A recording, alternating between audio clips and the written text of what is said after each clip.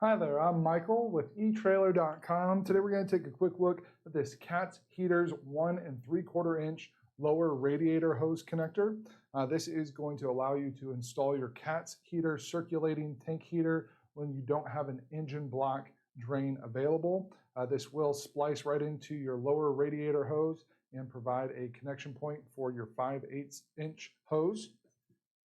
So just to show that to you dimensions wise, we are at 1 3/4 inch on our radiator hose inlet and outlet. And then our heater hose inlet is right at 5/8 inch. Our overall length, we're at 2 5/8. And our overall height, I'm going to call it right about 3 inches.